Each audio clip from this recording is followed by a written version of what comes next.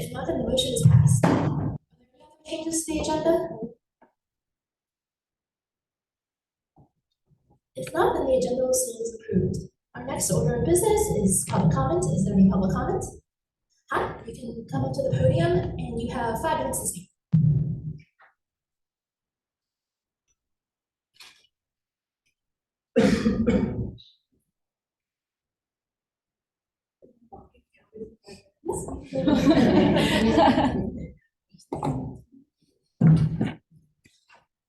Hi there, my name is Aitana.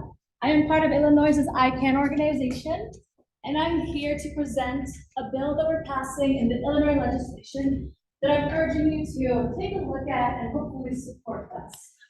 So, ICANN has made huge progress in advocating for expansion towards Illinois' Medicaid. And right now, we just passed, we're proposing a bill to the Illinois legislation that helps non-citizens and immigrants to get coverage for their healthcare plans, specifically contraceptives. And I'm passing that out right now. The reason I'm speaking here today is to ask and encourage you to kind of get informed about ICANN and also fill out a witness slip, since this is being passed at Illinois' Senate. Having a lot of support by filling out a witness slip would take our bill and make it more noticeable in action. If you read these 3 bullet points on the bottom, those are the new plans that ICANN is planning to advocate for, which is allowing undocumented people or people on the pathway to U.S. citizenship to access same benefits regarding healthcare and coverage. Second, we want to make sure that since the fall of Roe, lots of contraceptives, specifically vasectomies, have been on the rise. So we want to make sure that our partnered organizations are getting adequate funding, because the encounter fees are lower than what vasectomies cost. So in the long term, it would not help the healthcare facilities sustain giving out vasectomies. And additionally, we want to advocate for reproductive justice aligned measures. So in health and family services core quality measurements starting the year 2024. This is really beneficial for us looking for contraceptives and those individuals looking for more informed decisions regarding their sexual and reproductive health. So just to summarize it all, the reason why I'm here is that I want to encourage you and to ask you to fill out a witness slip so that this bill gets lots of support. Lots of bills are passed in Illinois legislation. So I'm hoping that with your support, we can make sure that this bill is getting attention that it needs, and that the Senate is also knowing that lots of people support us. That's all. Thank you.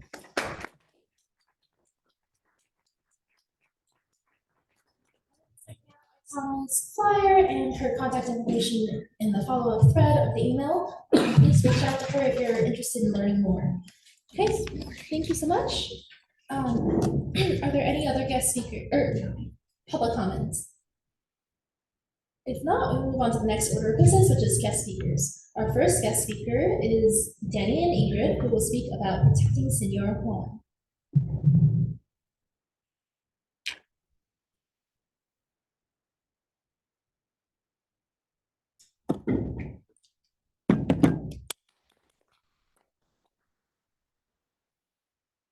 Well, 15 minutes to present.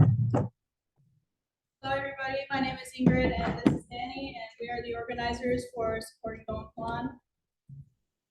A little bit about us: we're sophomores here at USC, both at majoring in education, and we organize a fundraiser, the GoFundMe for Don Juan. You may see him on campus almost every day. He sells cotton candy during the winter and popsicles during the summer. So a little bit of the information and background: the GoFundMe was created to show gratitude towards Don Juan. His real name is Antemio, but Don Juan was a name adopted by the USC community. Our goal was originally 1,000 and it was met in under 24 hours. UIC students and non-UIC students were donating and it was being shared throughout all platforms, so we decided to raise the goal. Our advocate was for street vendors and supporting, respecting them, and protecting them. So,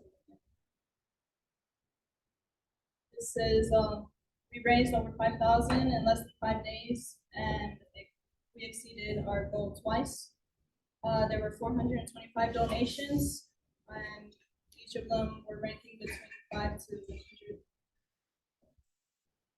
Don Juan has been here on UIC campus for 25 years now. He's met generations of UIC students, and he's been involved in a lot of UIC events, mostly sports events. He loves soccer, basketball, and baseball. He's very familiar with the UIC faculty and students. He likes to just stop to talk to them or like just check up on them and how their life is going. So on here we have some data. So it says 95% of street vendors support at least one dependent with their earnings. And Don Juan, or Antonio, he supports himself in the US. He also sends a lot of his profits to Mexico to support his family. As of right now, his family in Mexico is having a hard time finding work at the moment, so they don't have a secure form of income. And then his grandchildren are also in college. So why Don Juan's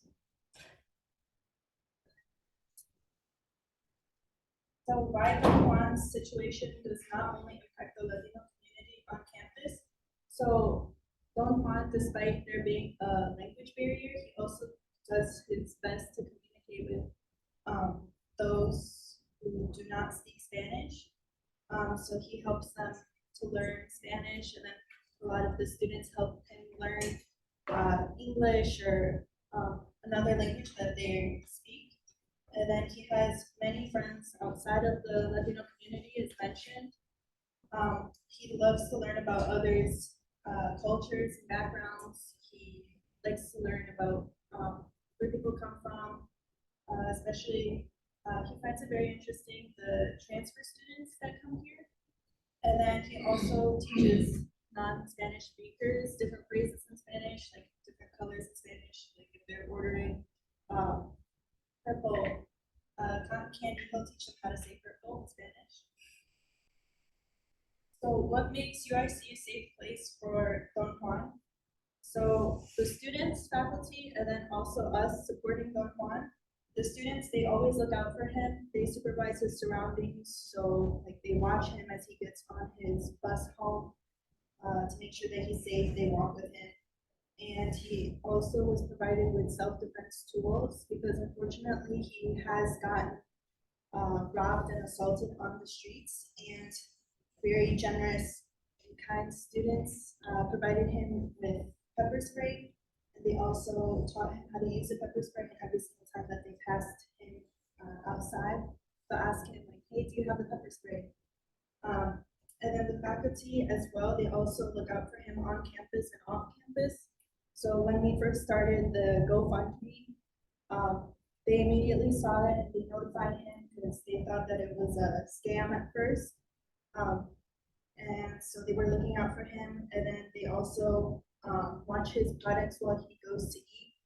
So he'll usually leave his cotton candy by the ID center, and they'll watch it so that nothing happens to it while he's going and eating. And then also us, we prioritize his safety as our number one thing when we were creating supporting Don Juan. So we turned down NBC5 News twice, their interviews, and then we also turned down WBBM News for his safety, and we kept it exclusively to UIC Bonfire. So we did an interview with them, and then we also kept the donation meeting a secret that way, so it was very private and also ensuring his safety. Why does Don Juan choose UIC? So he chooses UIC because of safety, and he gets gets to know others, and he also feels very welcome. He always tells us that nothing has happened to him on campus, and he feels very protected by the UIC students and faculty and everybody on campus. He also gets to know new customers every semester that pass by him, and then he also gets to greet like thousands of people every single day. And here are some UIC student testimonials that we had posted on our Instagram account. So a lot of people, they say like, he confessed that he didn't know much English, but he tries. He always feels like a constant in my life, and he's given students free ice cream and cotton candy. He even said, somebody even said that they broke up with their significant other, and he gave them cotton candy for free, and he talked to them about it. He also plays soccer with a lot of the students that pass by. And then, as we mentioned, so we were getting a lot of support, not only on Instagram, TikTok too, Snapchat, Facebook, even on Reddit. And so these are other testimonials from other people, not just within the USC community, but also that live off campus and see him on a regular basis. So everybody says that he's a very sweet person. They say like this man deserves the world. He's the sweetest and most hardworking man at UIC.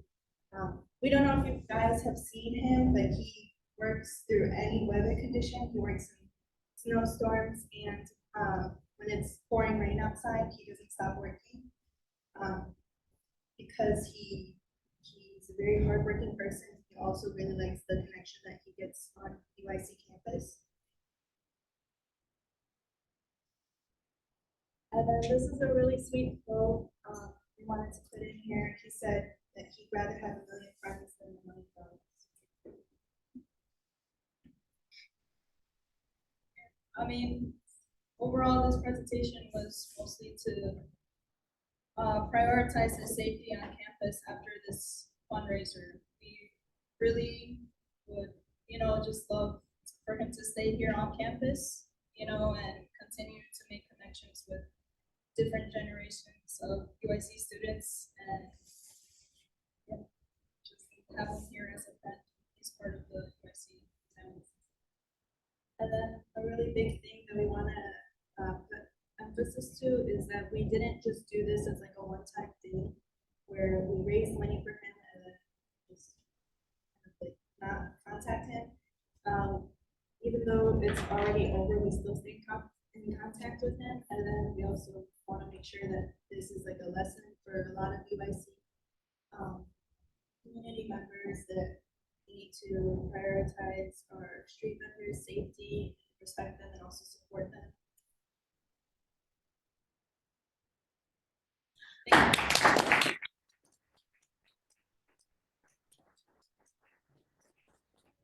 For questions, are there any questions? Yes, Felix.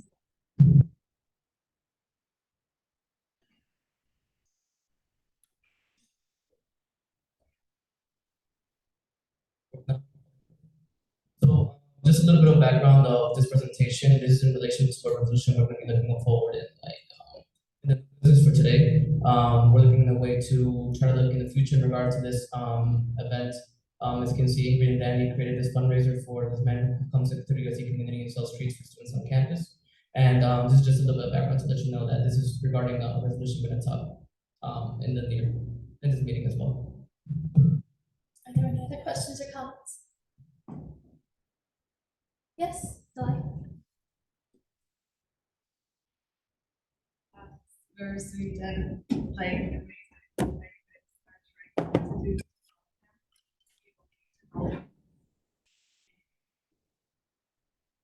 Are there any other? Yes, Hauser and then Mauricio.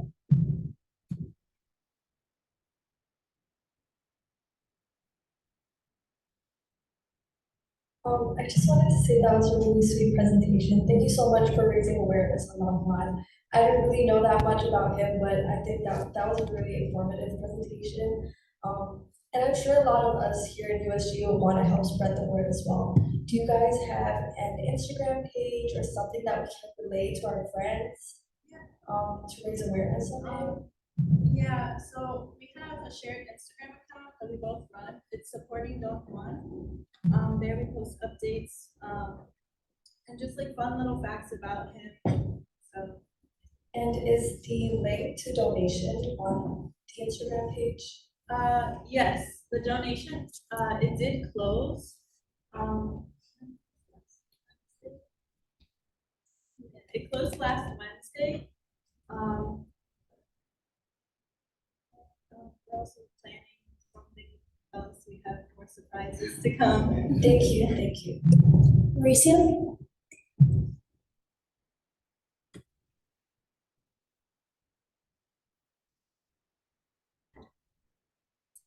I just want to add real quick that even just today I passed by him and he was talking to a student and I overheard that he was saying like he was super grateful for like people who donated and even didn't donate. So like it's just really nice to know that he really does appreciate it and this is really wholesome. So yeah, thank you for doing this. Are there any final questions, comments? Yes, Jay. I just want to say, like, I'm pretty sure some of you have already talked to Juan, but like last year, I was able to talk to Juan. And our conversation lasted like 35 minutes. I literally did not go to class without talking to Juan. And like, when you're like in a conversation with him, you can tell he's humble, grateful person. It was honestly really hard to just like walk away from that conversation. But the fact that you all made this fundraiser, you helped out this man for 25 years, and are now here advocating for his safety. That's a lot about you. So we really appreciate that. Not only that, you're also advocating for the whole vendor community as a whole. So these are hardworking people who are out of the cold, out of the rain, trying to make extra bucks for the family, or in this case, a trying to make extra friends, right? So we really do appreciate you taking your time to speak to us about it. Thank you. With that, I'm going to wrap up the discussion. And thank you for coming to speak with us today.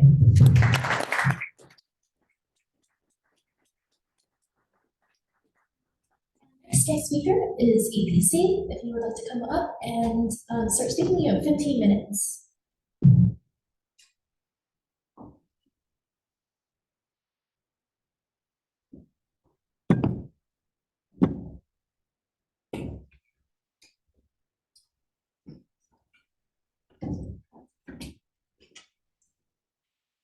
Hello, everyone. My name is Michelle Ramirez. I work in the Dean of Students Office as Associate Director of Community Standards. And this year, I am the EPC advisor. So I want to introduce, this is not the full EPC, not everyone could join us today, but I want to introduce some of the members here. Hello, everyone. My name is Sarah. I'm a junior and I'm Hey, I'm Max. I am a fourth year medical student. Okay, so I think we really wanted to use this opportunity as more of like a Q&A and answer any questions that you all may have. So if you're not familiar, EPC, they kind of oversee the rules and regulations for the upcoming student elections, which I imagine you're all familiar with. Elections are going to be held on March 29th and 30th, the week after spring break. The student election website has a lot of the information that you need to know about the elections itself, the candidates, things like that. And then the EPC website has more information about EPC as a whole, their meetings, complaints, and rules and regulations and things like that. But is there any questions? I guess we'll just kind of open it. If anyone has any specific questions, happy to answer. Representative Slaughter? Why were students only given a week to campaign, or to not campaign, to get their names placed on the ballot? And I feel like I'm asking this question directly, one, because, especially for new representatives coming in, that was, kind of like, it was like, wow, I got a week and I just got here. And then secondly, I think definitely, especially like for smaller populations on campus that aren't as involved, especially like the Black population specifically, which is low, has low engagement rates typically. I know a survey was done about 4 or 5 years ago, trying to see why there was such low civic engagement rates, and it had a lot to do with income, right? Because they were on the grind, they were on campus, they had things to do.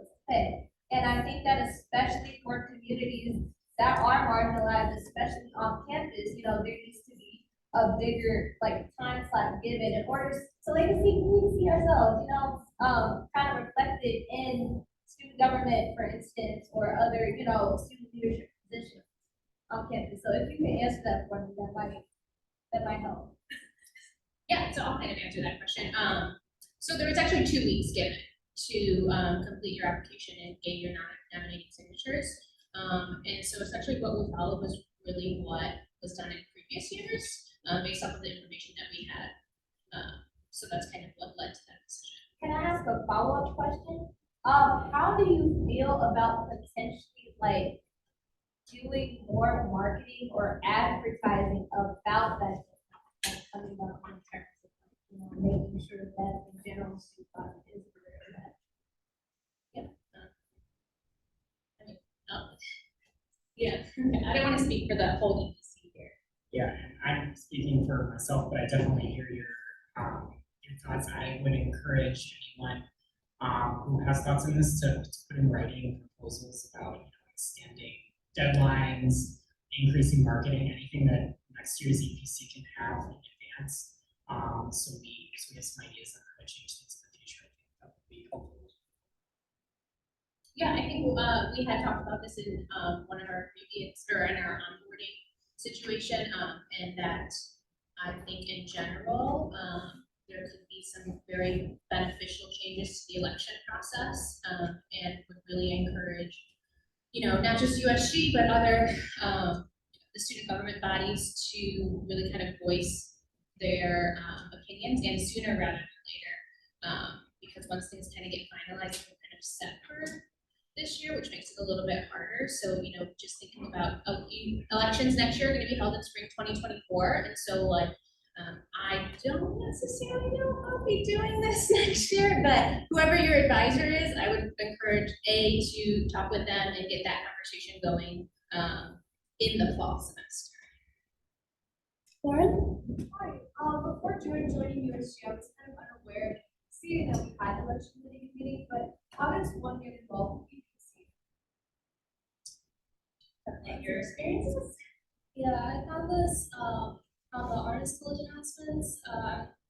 One of the few people that go through the whole thing. No, but I saw it through there, like a flyer posted by Michelle, I believe, about getting involved with UPC, sharing high school announcements through USC Life, through like USC's Instagrams. And so if anyone is interested in being part of the UPC, or like knows of anyone who might be interested in the election process, and finding a community that I'd say to keep a lookout on the social media pages, and also for general USC announcements around January, February-ish months. Modesty? How do you guys typically advertise it outside of Instagram about like when the campaign period starting, or like when the nominated signatures are starting? Like, how do you guys advertise in those times, or outside of the website? Yeah, unfortunately, those are kind of the main avenues for this particular year. It's working with our marketing folks to get it on UX social media and their announcements, but a lot of it kind of goes back to directly to the student election website. Yes, Salai? Great. Yes. Yeah. I have a question, because I just during nomination time, is campaigning allowed or is not allowed?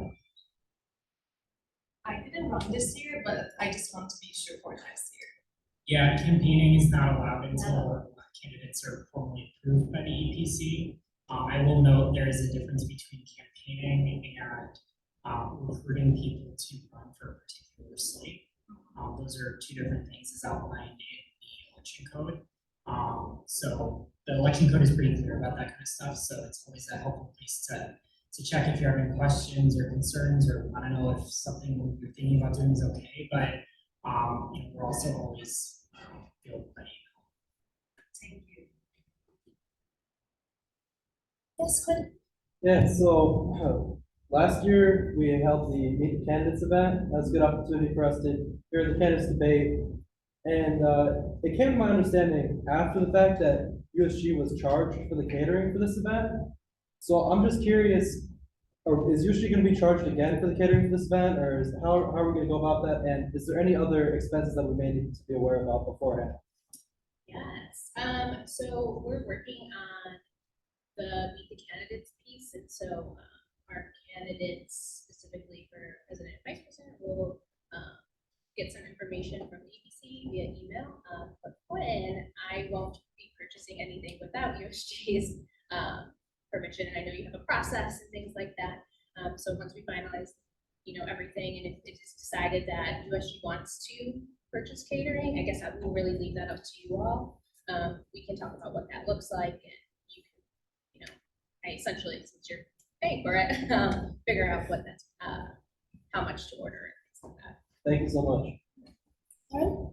Hi, I just have another question regarding the EPC. So I couldn't find much about the requirements to join EPC. I can imagine you guys have become very nonpartisan, but are there any more specific requirements that you guys not involved in any other organizations, or how does that go to be a member of the EPC? Yeah.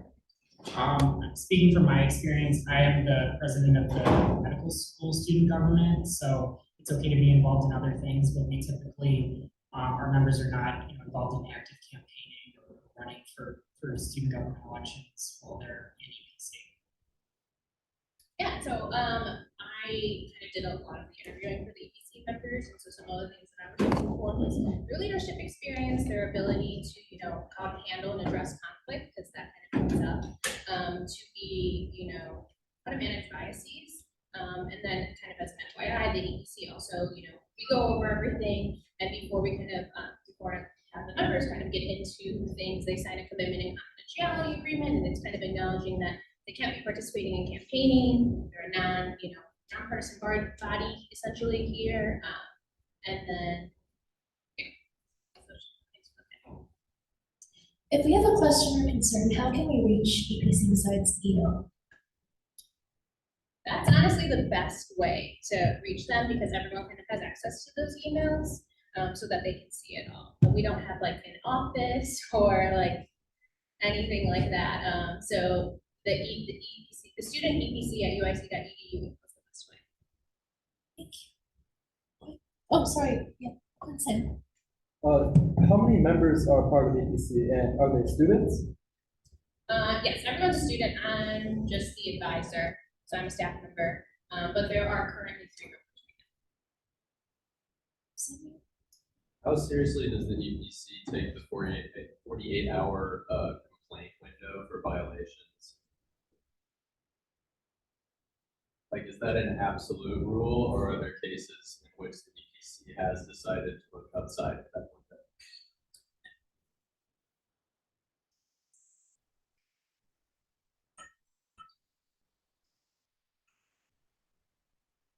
I think that's kind of a case by case thing, but I will say that 48 hours upon being made aware of whatever alleged violation is going on, I think that's a pretty reasonable guideline that we stay true to.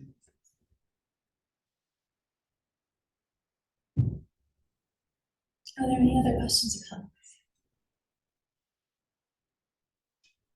If not, like they said, please email them at student EPC if you have any questions or thoughts or comments. And thank you for coming to speak with us today.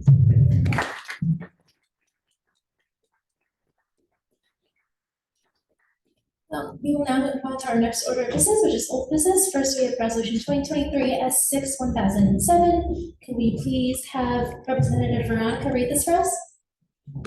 Someone pass her the mic. Yeah.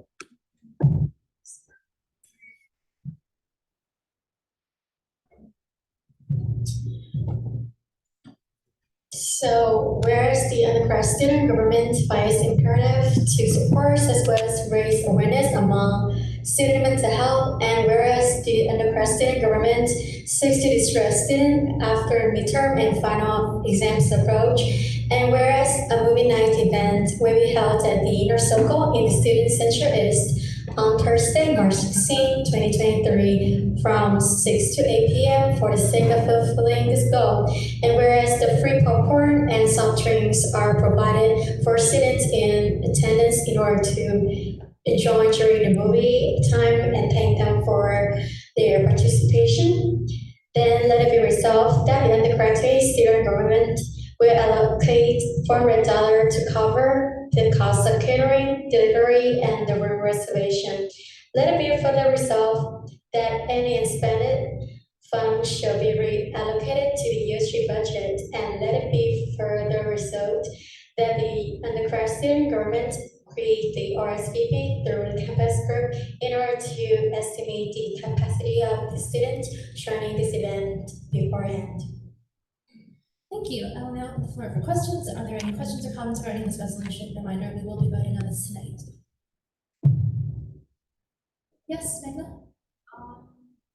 know that when our awards, like big events, we have to buy like a license. So I think it's too large.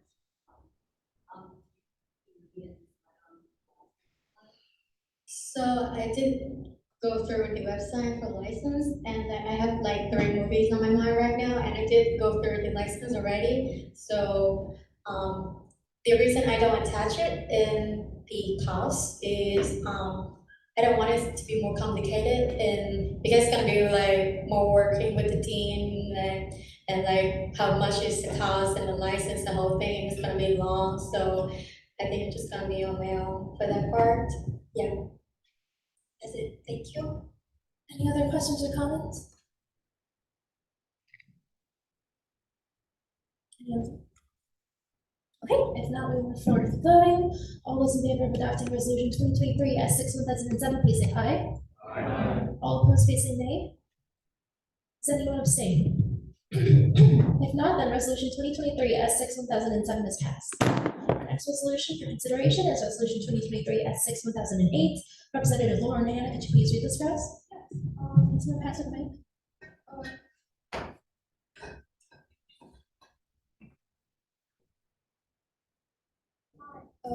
I'd like to, motion to amend, approved restaurant nearby campus to Tuscany on Taylor on, can I say the date? Yeah, what date were you, just make your motion. Wednesday, March 29th, from 5 to 7. All right, there's been a motion to amend the resolution to say Tuscany on Taylor, March 29th, Yes, Wednesday, March. 5 to 7. Yes. Is there a second? A second. All those in favor, please say aye. Aye. All opposed, please say nay. Does anyone abstain?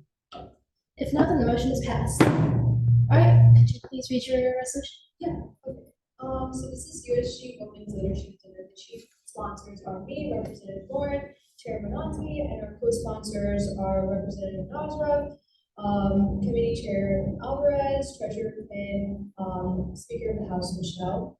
Whereas the undergraduate student government serves a diverse population of 450 registered student organizations, many of which provide executive board leadership opportunities for women identifying students. And whereas the undergraduate student government and DOS mission works towards fostering a caring and supportive environment where all students matter, yet many of the significant contributions of women identifying leaders are still under-acknowledged by the UIC community. Then let it be further resolved that the undergraduate student government shall host a women's leadership dinner at an approved restaurant nearby campus. Let it be further resolved that this event shall serve as a safe space for women identifying leaders who can share their experiences both of struggle and success in their positions. Let it be further resolved that the Women's Leadership Dinner shall invite up to 50 attendees, including representatives of the Women's Leadership and Resource Center, to inform leaders of resources to succeed in their positions and as women in higher education. However, this event is not limited to women identifying leaders, but encourages this demographic. Let it be further resolved that the undergraduate student government shall allocate up to $2,500 for the Women's Leadership Dinner and return any unspent funds to the USG budget. Thank you. Now for questions, are there any questions? Quinn? Yeah, at what point are we gonna finalize the number of people who are coming and attendees? Like, when are we gonna know who's coming? Okay, yeah, so I wanted to wait to get like the approval of the event today for voting on it, and then I was gonna send the invite tomorrow to, like a formal invite, especially to the WLRC, and then the invite to the board for inviting. But I just wanted to wait until I promoted it, until I know it's gonna actually happen. So how does the invitation process look like? I was gonna do it through email. I mean, like what, how are you selecting the orgs, the people who are attending? So I have a spreadsheet, that I'm working on. Since it is 50 attendees, I want to keep my orgs pretty diverse, so with a couple sororities, a couple academic-based ones. I want to invite Charge, which is a women's fitness group, but I'm not only inviting women-centered organizations, I'm also inviting some organizations that are like predominantly dominated by men. So there's one from the engineering department called SAH, Society of Automotive Engineering, that has like very few female members. So I think it'd be good to also keep them in the loop and invite them to have like a diverse amount of speakers. I have a quick question. So are you like, is there gonna be a limit or like a head count on like, especially like for sororities, right?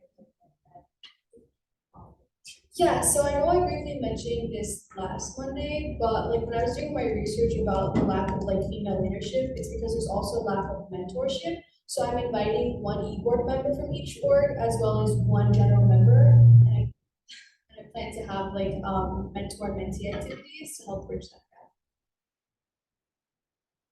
Are there any other questions or comments? Oh, Quinn?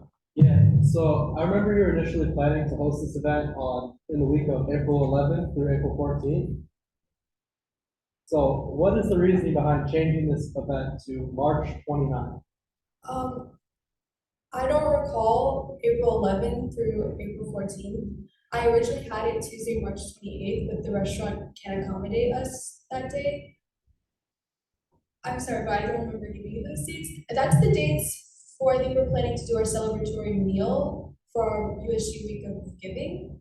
That's like, I think we're doing that, but this has always been aiming like the last week of March, but I don't mind amending the date and pushing it back if that's better.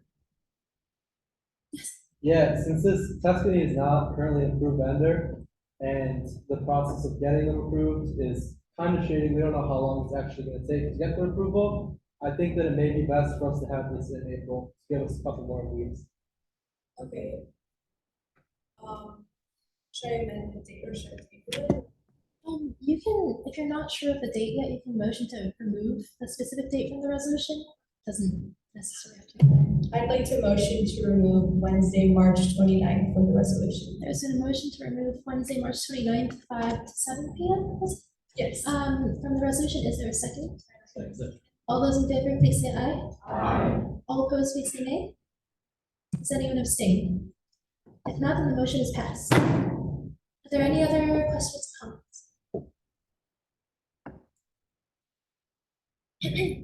If not, we will move forward with voting. All those in favor of adopting resolution 2023 as 6/1008, please say aye. Aye. All opposed, please say nay. Does anyone abstain? If not, then resolution 2023 as 6/1008 is passed. Our next resolution is resolution 2023 as 6/1009. Representative Nazar, could you please read this for us?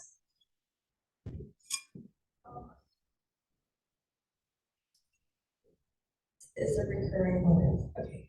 I motion to amend the resolution to change the grand total budget of $866.98 on page 1 and at the bottom of page 2 to $966.88. And in the budget breakdown, this will reflect in the total cost of financial planners changing from $499.50 to $599.40. And the quantity of these planners changing from 50 pieces to 60 pieces. I will send the amended resolution. Yes, thank you. There has been a motion to amend the resolution to update the numbers of the cost and the amount of financial planners purchased. Is there a second? All those in favor, please say aye. Aye. All opposed, please say nay. Does anyone abstain? Now that the motion is passed, please send your new resolution in the email thread, and then go ahead and read it. All right, I have sent the resolution in the email thread. This is the resolution Money Matters. It's a financial literacy event hosted by USG. The chief sponsors are myself, Representative Nazra, Director of Student Success, Mahander Murtaza. Co-sponsors are Representative Lauren Hanna, Director of Legislative Affairs, Jared Alvarez, and Treasurer Quinn Masta. Whereas several students struggle with debt and inadequate financial aid for college, and whereas students are developing unsustainable spending habits and a lack of awareness on the steps to be financially stable in the future, then let it be resolved that the undergraduate student government shall organize an event titled Money Matters on April the 3rd from 1 to 3 p.m. in SE's Cardinal Room. That's this room. Let it be resolved that this event will feature roundtable discussions as well as booths from various financial organizations to aid UIC students in building their financial literacy. Let it be resolved that snacks and refreshments, as well as a financial planner to ensure skill application, shall be provided at this event to incentivize the attendance of students. Let it be further resolved that this event shall provide an informative yet engaging experience for UIC students and encourage them to take charge of their financial well-being by building some skills in financial literacy for the future. Let it be further resolved that the undergraduate student government shall allocate a maximum of $966.88 to Money Matters, and any unspent funds shall be returned to the budget. The budget breakdown is as per before in the next page. Thank you. I'll now open the floor for questions. We will be voting on this tonight. Are there any questions or comments regarding this resolution? Yes, Nazar. I just wanted to comment on, there was a few concerns or remarks made in the last time I read this resolution with regard to how it's going to publicize the event. And I definitely, like Melody mentioned, I will definitely be reaching out to Lattice and some of the cultural centers as well as resource centers. I'll also be reaching out to all these offices' Instagrams that I'm going to invite down and encourage them to repost any stories that are being put out in PAC. Thank you. Any other, yes, Melody? I just wanted to ask, how come, you decided to increase it by 10 financial planners instead of like 20, or I don't know, just like why that number? Yeah. Well, initially I did want to increase it by a lot more, but I had a conversation with Quinn and we decided that we're not sure on the turnout as of now, and we don't want a huge surplus of financial planners to be just left there, considering that they're really, they're valuable assets to students, and they could be put to a lot of good use. So if there's a surplus, then there'll be a lot of money kind of just being put aside on the USG side. So we just wanted to make sure that we did increase it by a little bit, just to ensure that, any extra students that came in past the 50 could definitely have their financial planners. But yeah, we didn't want a huge surplus of it. Are there any other, oh, yes, Melody? Yeah, just to follow, I mean, in case there are any surplus financial planners, do you have a plan on like maybe how to distribute them? Because I know like we have some career centers, or like as well as like this organizations. Do you have a plan to distribute it to them if we do have a surplus? Definitely, we can definitely do that. We can distribute the surplus of financial planners to these offices as well. I think an office that would take great interest in this would probably be the financial aid office and the University Bursar. We can have a conversation with them. But in the case that instead of surplus, there is, too little financial planners, what we can do is, and I'm thinking of this right now, is to create a little info sheet for everyone who's attending the event. So if they don't get the financial planners, at least they're educated on how to better manage their money without the financial planner. Yes. Sorry, just one more comment. I think it might be a good idea, kind of like how we discussed during the state of the student with like the QR code, maybe like PDFifying, like not this financial planner, but like some sort of planner so that students could, if they like can't grab the one in person, still like get some sort of access Definitely, I could look on, there's Pinterest, there's so many websites that we can make use of. I could definitely look into that, and we can definitely provide students for that as well. Definitely doable. Any final questions or comments before we move on to voting? If not, we move forward to voting. All those in favor of adopting resolution 2023 S6 2009, please say aye. All opposed, please say nay. Does anyone abstain? If not, then resolution 2023 S6 2009 has passed. Next, we have resolution 2023 S6 2004. Representative Saba, could you please read this for us?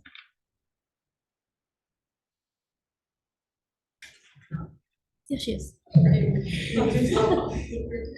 I motion to amend the resolution taking updated graphs and numbers as shown in the updated resolution that was sent in the meeting packet.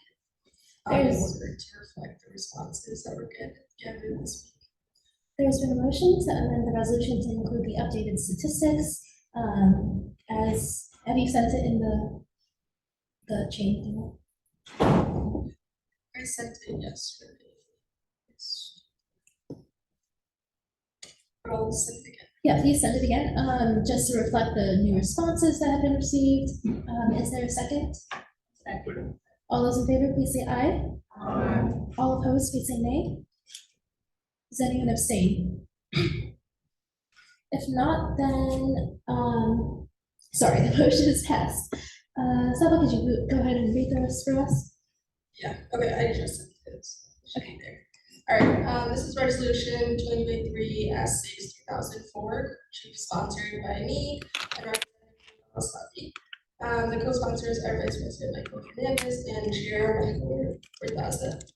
Whereas there are 15.6% of UIC undergraduate students that identify as Muslim, majority of whom follow a halal diet. From a survey conducted with 331 students, 94.8% follow Zabiha halal or halal diet. And whereas a halal diet excludes alcohol and pork, including any derivatives, the Zabiha halal diet excludes the same items but requires any permissible meat to be hand slaughtered. Only halal certified suppliers can provide halal meat and have certifications to prove their authenticity. And whereas cross-contamination with regard to a halal diet occurs when halal food products come into contact with non-halal food products. And whereas despite the large population of Muslim students on campus, halal meat options offered on UIC's campus are limited to very few advertised halal options offered by Create Chicago and few halal options in the dining hall. And whereas there is limited transparency around halal options offered by Chartwell Dining Services, their halal certified supplier, and protocol to avoid cross-contamination. In the aforementioned survey, 98.1% of the respondents reported not knowing who the dining hall's halal food supplier is. And whereas the online menu for the Dine on Campus website does not show any classification or icons for halal meals and does not label any meals as halal certified, the website also does not disclose their specific halal meat supplier. However, the online menu labels items as vegan or vegetarian and includes how environmentally friendly the options are. And whereas due to shared sentiments surrounding a lack of trust for the halal meat suppliers, cross-contamination concerns, and limited halal choices, 69.5% of 207 respondents that eat at the dining hall rarely or never choose the offered halal options at the dining hall. Instead, such individuals opt for vegetarian or vegan options. Then let it be resolved, the undergraduate student government calls upon the UIC administration to expand all dining services on East Campus to include more halal certified meals and restaurants in order to accommodate the large population of Muslim students that follow a halal or Zabiha halal diet. And let it be further resolved, the undergraduate student government also requests that UIC dining services be transparent with their halal meat suppliers by stating their exact halal supplier and displaying halal certification both in person and online. Then let it be resolved, expanding halal options on campus with proper transparency will increase the amount of Muslim students who eat on UIC's campus. These changes will foster and cultivate an environment that is inclusive to our diverse student body in line with UIC's mission statement of their commitment to diversity. Thank you. I will now open the floor for questions. We will be voting on this tonight. Are there any questions or comments? Yes, David. Yeah, I made a comment in the Slack about this. First of all, great initiative. I like your use of data, and my concern was the let it be resolved sections. I would like to know how specifically, so we use words like call upon and requests and yeah, basically. But what does it actually mean? I would like something more specific, and like I think it's like one of the weaknesses generally of like our resolutions that it's not very specific. So like, how are we actually gonna coerce the administration into getting what we want, basically? Yeah, so our plan of action is basically to contact, I'm forgetting the exact name of the group, but Chair Felix is a part of it, the one that's in charge of discussing the options for dining options. So we're going to contact them, and I believe Vice President Mike is meeting with another dean later this week to discuss more options. I don't know if Matt, you can speak more about that. Yeah, so in my previous conversation with Charles Sparrow, to follow up on the diversity town hall, we talked about halal options on campus, and he said that he's open to exploring expanding halal options here at UIC. So a resolution like this would definitely help in our advocacy to further justify why this is needed. A resolution coming from the full body, not just my own word, helps a great deal. Resolutions, even though they're just paper document, do hold a lot of weight. Any other questions or comments?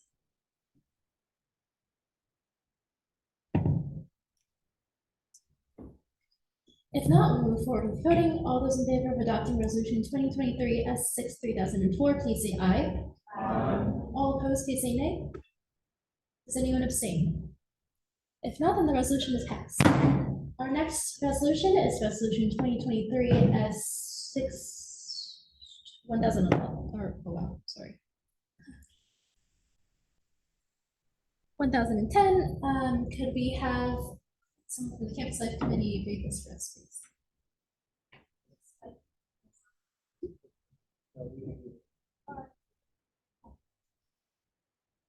Can someone pass her the mic?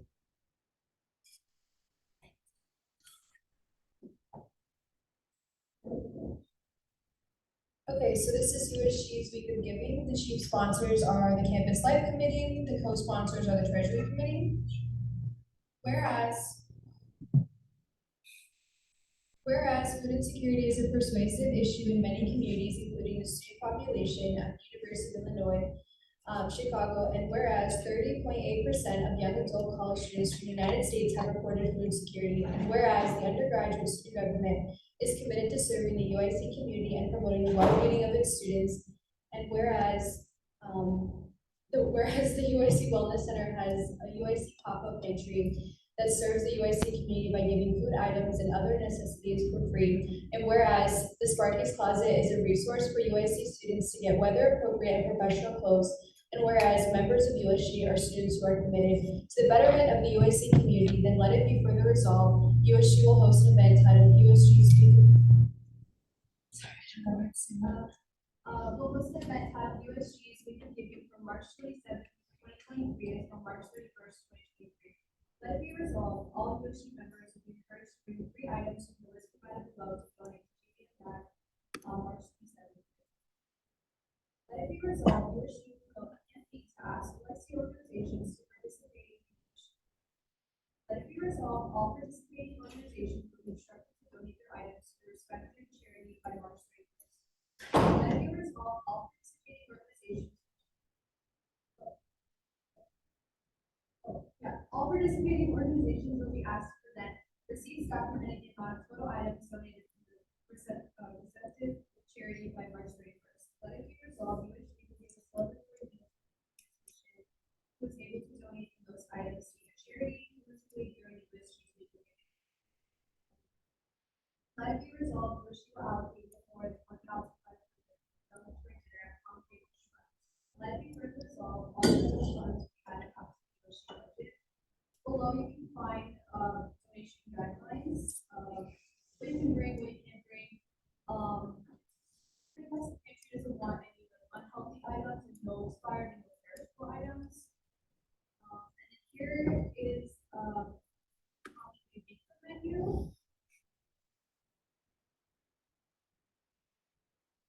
Okay, thank you.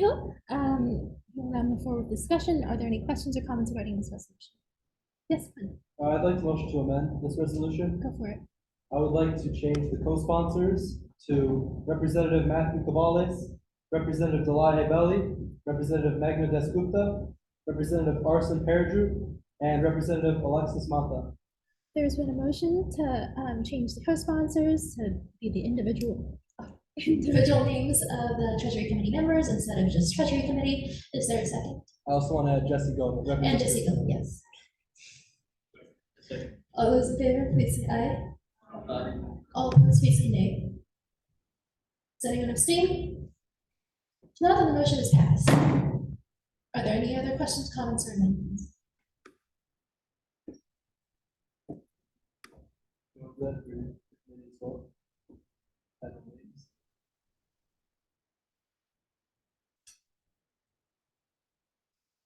Is it not the same thing as just all of us are sponsors?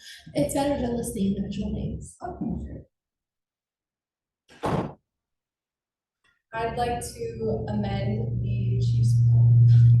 I'd like to amend the chief sponsors, to Representative Isaiah, Representative Lynn, and, Representative Veronica, and Chairperson Felix, and lastly, Representative Clark. Thank you. And David.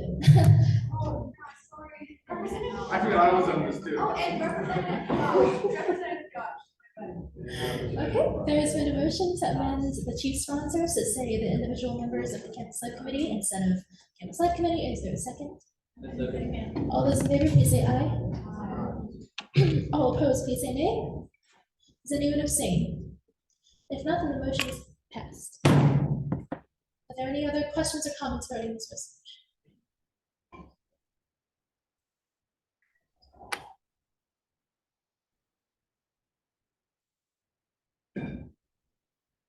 If not, we will move forward with voting. All those in favor of adopting resolution 2023 S6/1010, please say aye. Aye. All those opposed, please say nay.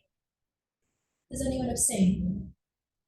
If not, then the resolution 2023 S6/1010 is passed. Forward with our next order of business, which is new business. First, we have resolution 2023 S7/2002. Commissioner Felix Guerra, could you please read this for us? Yeah, absolutely. Okay, so.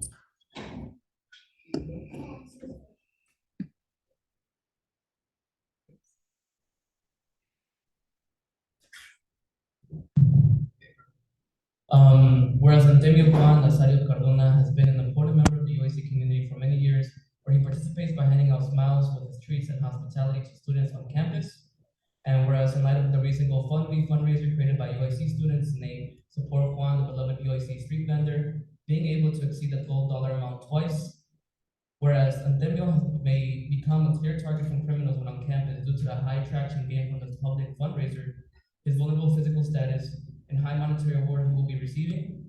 And whereas the safety of students and all those who are members of the UIC community is a top priority and concern for the undergraduate student government, then let it be resolved, the USG general body asks that the USC Police Department may partake in the correct precautions when ensuring the physical safety of this beloved street vendor when on campus after this money has been awarded.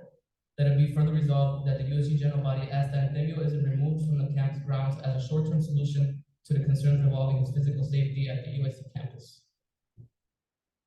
Can I give like a little like background? Go for it. Yeah, absolutely. So the way this was created was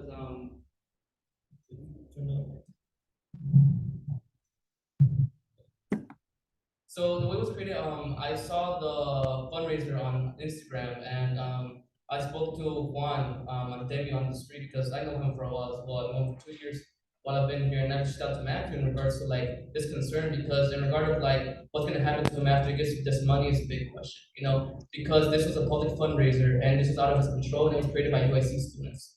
In regard of what's gonna happen, everyone knows that he's gonna receive about $5,000 in rewards when it comes to this money, and we don't know what's gonna happen to him after. He is about 72 years old and he's been on campus for about 25 years. And in regard of like what we can do to protect him, the first solution that would have come forward was I wanted to notify the USC Police Department so they can know that, so they can keep him on their radar and understand that he might become a target from criminals. But the concern I had was that short-term solution they're gonna have, because he doesn't have a license, unfortunately, is that he's gonna become removed from campus. And obviously, we don't want that, the general body wouldn't want that, because students love this man. So in regard of the solution, I'm asking support from the general body that we can draft a letter, and I can send it to Chief Booker myself and ask that they can keep it on their radar, but also he doesn't become removed as a short-term solution to this problem, you know? In regard of like issuing a license and everything, that's what we should do moving forward.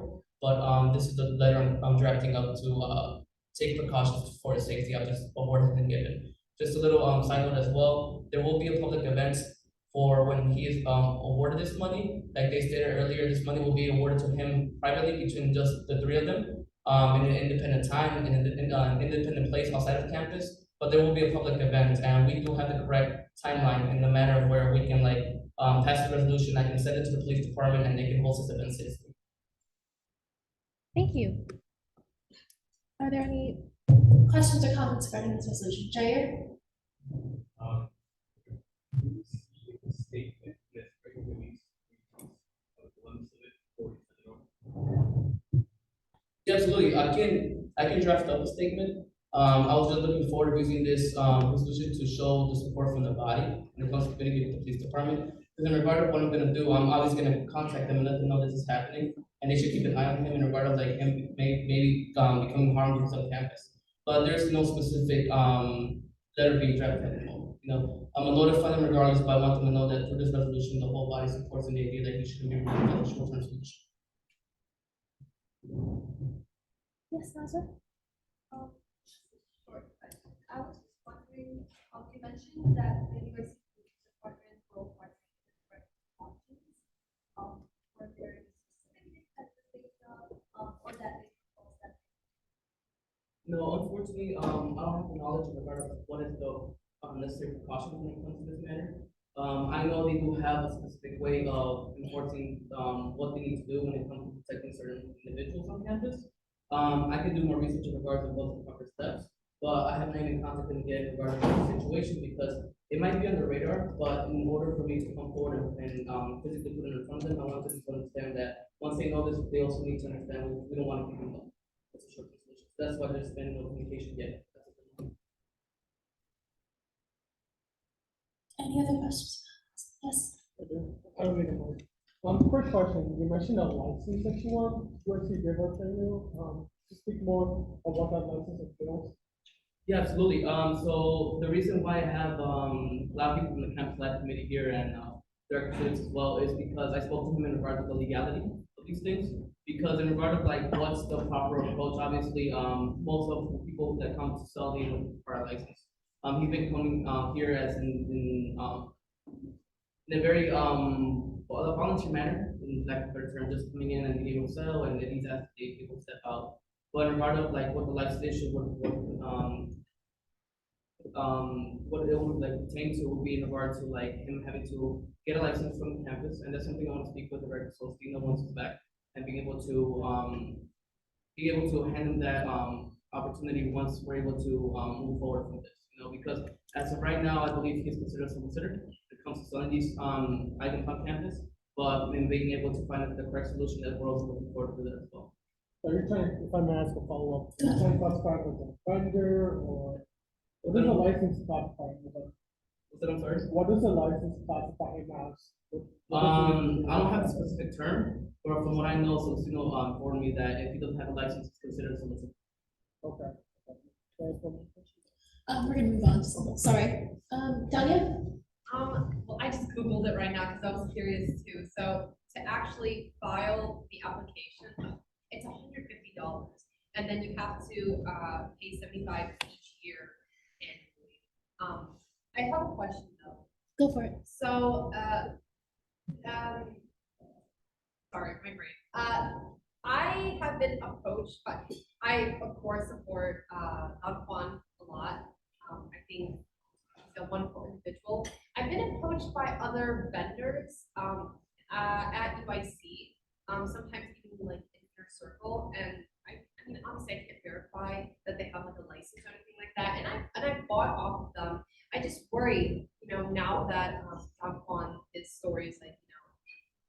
more publicized on the UIC campus, do you think there would be like a crackdown on like other vendors to see like if they have a license?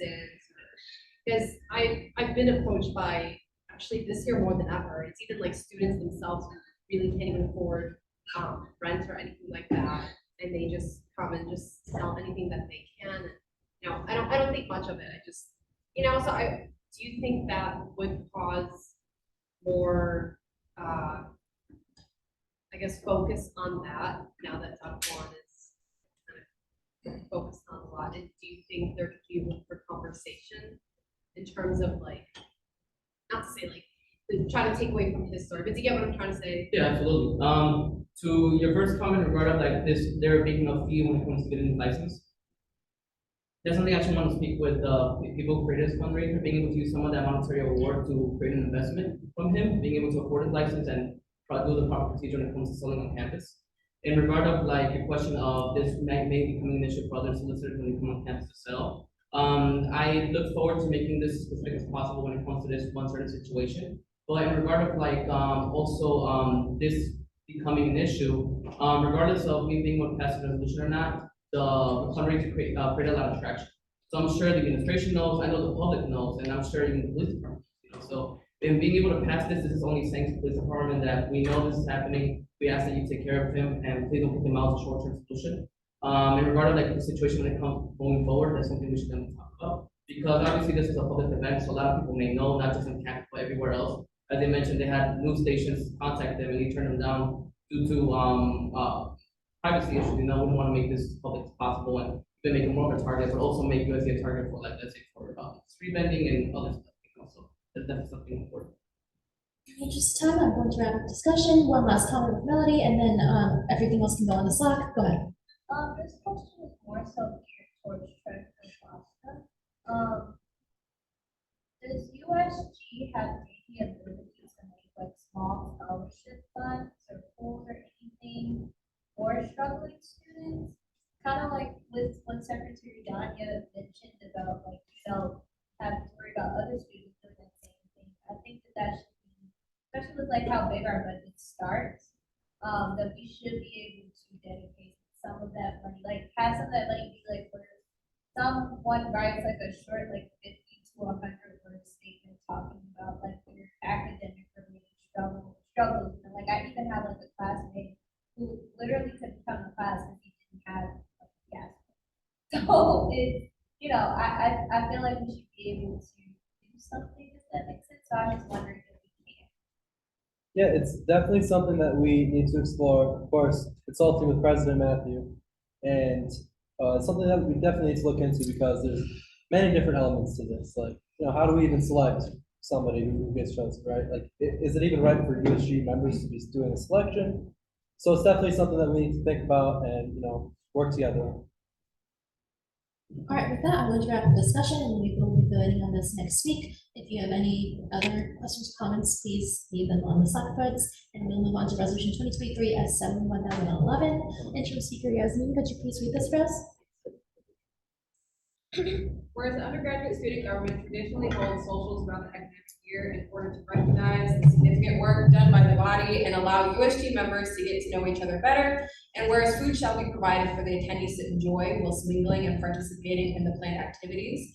And whereas for the spring 2023 semester, the USG social shall be held in East Terrace on Friday, March 31st from 6 to 8 p.m. Then let it be resolved that the undergraduate student government shall allocate $250 for the purchase of catering for the spring social from Giordano's Pizza. Let it be further resolved that any unspent funds shall be reallocated to the USG budget. I'm now the floor for questions. Are there any questions or comments regarding this resolution?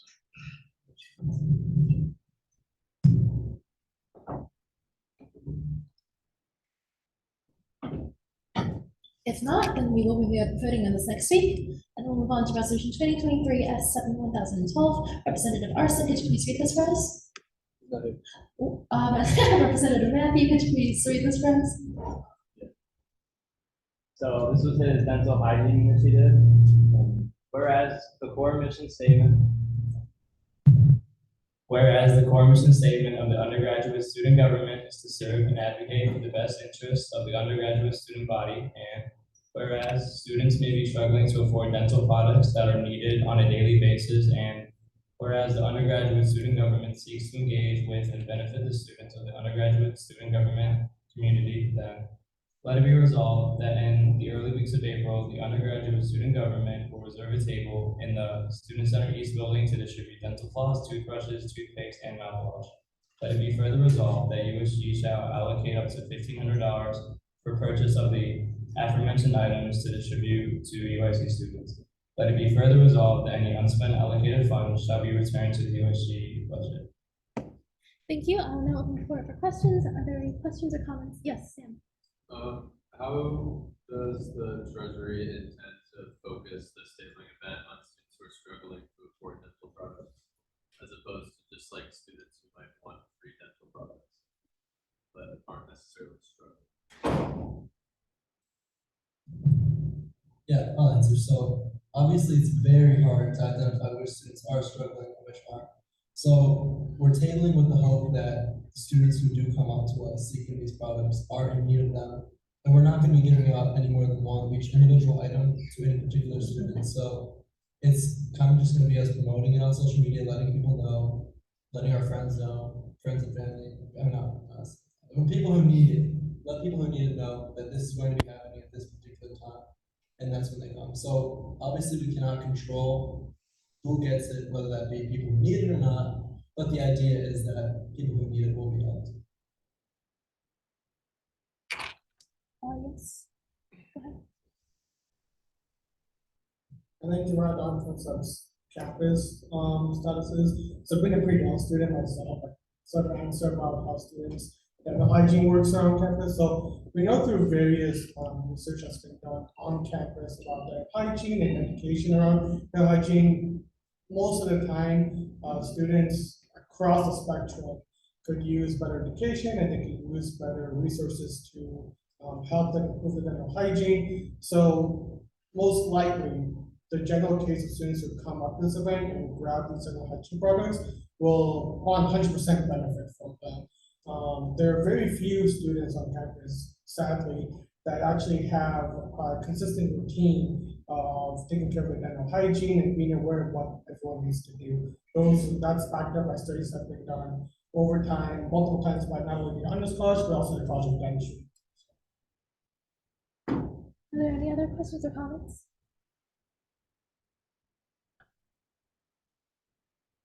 If not, we will be voting on this resolution next week. Next, we have resolution 2023 S7-5005. Representative Latoya, could you please read this for us?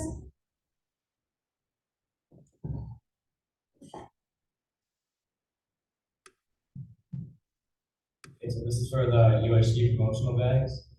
Whereas USG hosts various supplies giveaways throughout the year, and whereas USG seeks to increase its presence on campus to make itself known to students as a resource and institution, and whereas USG will always find use in promotional bags as their versatile nature allows for them to be distributed at any USG event, then let it be resolved that USG shall allocate up to, at most, $1,000 for the purchase of 650 promotional bags with the USG logo.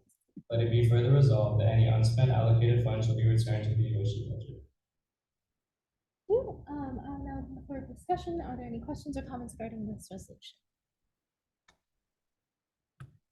Yeah, I'll make a comment. So, as many of you know, we are currently having supplies giveaways, and we did purchase a good number of these bags already, about 400. But last week in the winter wear supplies giveaway, just one of them, we got rid of nearly half of all the bags that we purchased. And we do have more and more upcoming supplies giveaways coming out, including the spring supplies and the helping hygiene. And then we also have the dental hygiene, which is potential, and we also have the mental health care package, which is another giveaway that requires giving away bags. So we think that just allocating $1,000 to purchase 650 promotional bags would be really good for the remainder of this year. And then if there are more, it'll be great to have in the USG office for future administrations to utilize, because the bags are timeless as the UIC undergraduate student government logo, and anyone will be able to use these in the future for USG. Are there any other questions or comments? We'll be voting on this next week. If not, then we'll move on to resolution 2023 S7 5006. Representative Magna, would you please read this for us?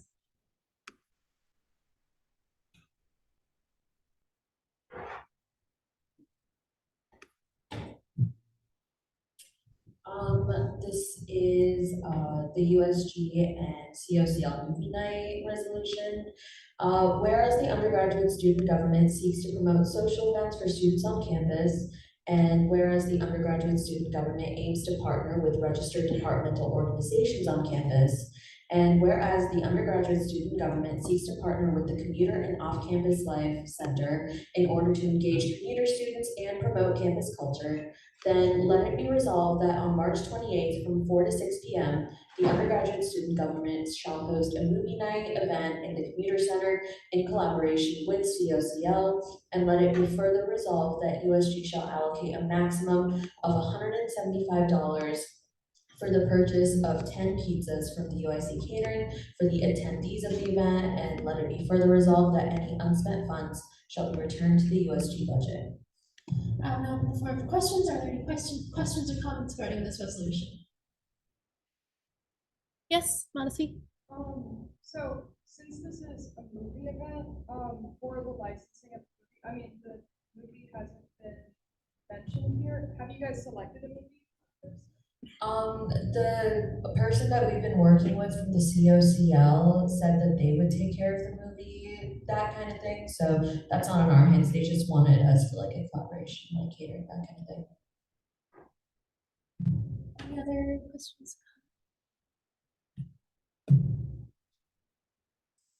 Is that a hand? No? Okay. If not, we will be voting on this resolution next week, and our next resolution is resolution 2023 S7 1010. Representative Nora, would you please read this for us?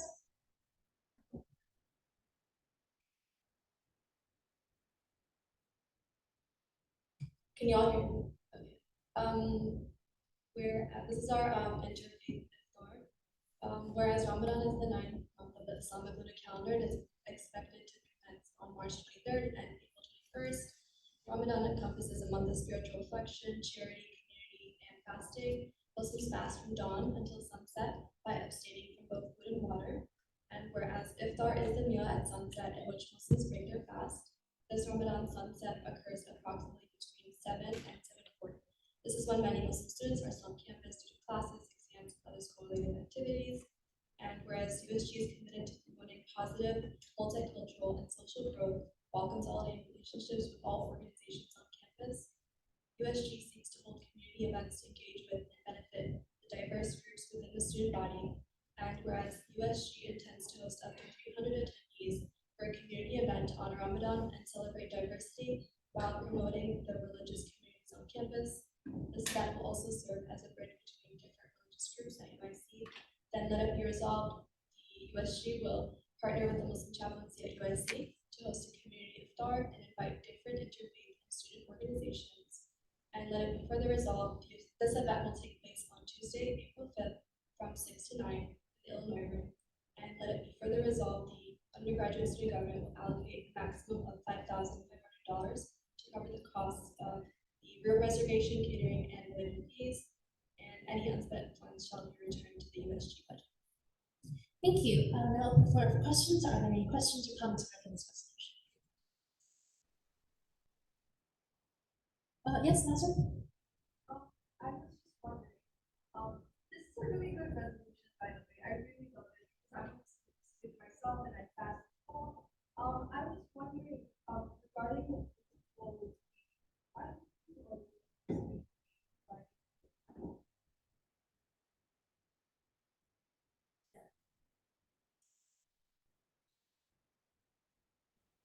Providing.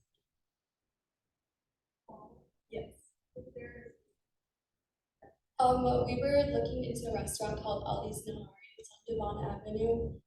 I called them, still waiting on a call back to confirm the exact details of everything, but they are willing to work with us.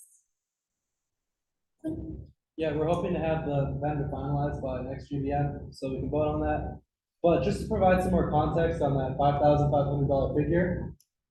So the Illinois room capacity is 300 attendees. 300 people, so that's kind of what we're aiming for here. We want to get up to 300 students to attend this event. And then allocating for those 300 students, we figured, what's a good number? $15 a person is pretty appropriate. So it may not actually be that much. We're allocating $15 a person for 300 attendees. That adds up to $4,500. And then the Illinois room is a $500 reservation fee. So there's that, and then there might also be additional catering fees, so we want to allocate $5,500, but I just want to say that absolutely may not be the number that we end up spending. It'll most likely be way less than that. Yes, Director Jay. You mentioned you might have the vendor approved by next week. Not approved, we'll know what vendor we're gonna see. Okay. How long do you think that might take? What? To approve the vendor? So the first step in approving the vendor is getting the UIC catering exemption. And that can take anywhere from 2 weeks to a month. And then getting the approval from DOS, we'll have that going at the same time. So it shouldn't take any additional time on top of that exemption. Any other questions or comments? Yes, Manasvi. I was just wondering about the timing, because over here it says that it ends about 7:40, and the event starts at 6. So you can't really start eating dinner at that time. So I'm just wondering, is it like gonna be like activities out there at that time, like student connecting thing, or yeah, just kind of like the agenda, or like how you expect the event to look. Yeah, we don't have like a 100% finals agenda, but we were thinking of, because we're inviting so many different orgs, we were thinking of doing like speeches or kind of like an educational portion to it, just explaining what Ramadan is, and just getting everyone together. Yeah. Any final questions? Yes, Doug. Will we be prayer together? Yeah, we wanted to do that. We're gonna double check with the chaplain and see what he thinks. But yeah, that's the hope. Are there any final questions or comments? Yes, ma'am. Yeah, just to add on one last thing to talk about the approval of the restaurant. So since we're ordering from this restaurant, it's a different scenario than if we're dining at the restaurant. Just want to make that clear. Okay, with that, we will be voting on this resolution next week. Next, we have resolution 2023 S7/1013. Someone from the campsite committee, Representative Warren, did you please read this? Or did someone else? Was someone else supposed to read it? Or is anyone reading it?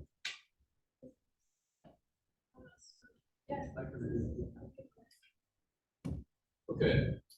Whereas the undergraduate student government has committed itself to bettering the safety of the University of Illinois Chicago community, and whereas 8% of college students in the United States have reported being a victim of drink spiking, and whereas 7 students from the University of Chicago reported possible drink spiking in November of 2022, and whereas there are no drink spiking prevention devices that are accessible to UIC students, and whereas Nightcap is a business that sells drink spiking prevention devices called Nightcap that are designed as either a scrunchie or keychain at a bulk discount that is tax exempt with free shipping, then let it be resolved that the USG will allocate $4,600 to purchase 500 scrunchie nightcaps and 500 keychain nightcaps. Let it be further resolved that USG will distribute these drink spiking prevention devices for free while tabling in Student Center East and during a bystander intervention event in April.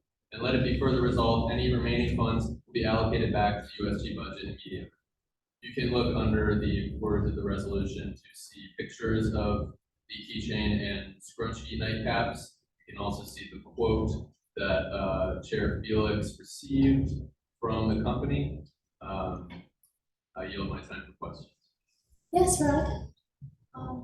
Is it related to event? I went to event. Oh, yeah, go ahead and make a motion. I went to event. President Matthew Trust as a co-sponsor for this. Oh. And I think that I would share that with you. Oh, yes, okay. There's been a motion to, there was a typo apparently, to amend, President Matthew Amendus as a co-sponsor for the resolution. Is there a second? Before a second, I just want to add the big background because Matthew already works with Felix about this event for a while already this semester, and there's some typing issues, so that we absolutely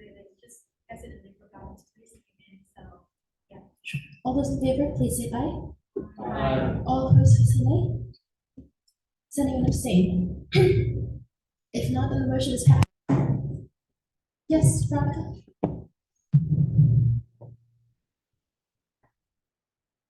And Felix has requested that executive order this tonight. Sorry, okay. There's been a request to executive order this, so we will be voting on this tonight. Please keep this in mind. And I'll now open the floor for questions. Are there any questions or comments regarding this resolution?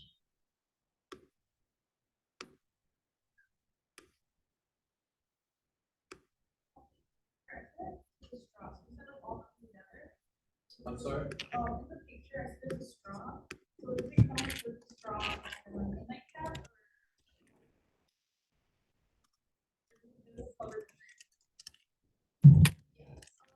So it doesn't come with the straw. The way, it comes with like a little hole for your straw to go in, like whether you're out in a place where you're thirsty to drink and you just put your straw in. So it comes already with like a little hole for you to put the straw in. And then the nightcap folds back up into a scrunchie, or conversely as a keychain, it will fold back up into a keychain. And then you can just like fold it over it. Any other questions or comments?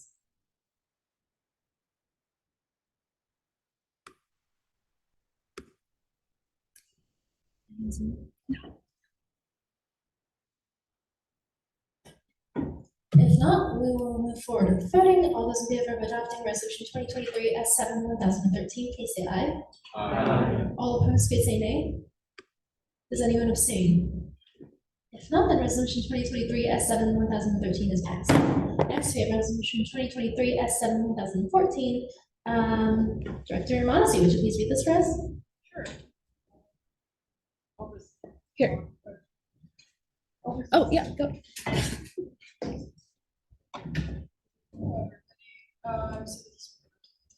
Whereas the undergraduate student government seeks to promote mental health resources and encourage transparency between administration and the undergraduate student body, and whereas there is a lack of transparency regarding mental health resources and budget allocation for student wellness and mental health, and whereas the town hall allows students to face administrators transparently and allows students to ask their questions face to face.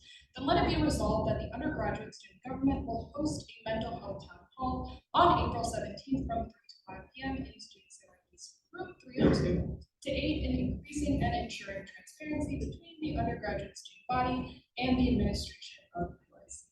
Let it be further resolved that the undergraduate student government will allocate $550 for the purchase and delivery of the following items that are listed in the resolution. And let it be further resolved, any unspent funds will be returned to the USG budget. Thank you. Now open the floor for questions. Are there any questions or comments regarding this resolution? Yes. Is there like an actual set plan of like actionable items to make sure that this event is marketed like correctly? Because I think it's so important. And I think I also recall Representative Bowman, even though she's graduated, I recall her doing an event similar to this, but having a low turnout rate. So that's like one thing that I think we all don't want, because like we do these events for time effort and because we want people to show up. So I think that in trying to make sure that people show up, we should have a plan on how we can best like advertise as soon and as consistently as possible. Yeah, of course, I can answer that question.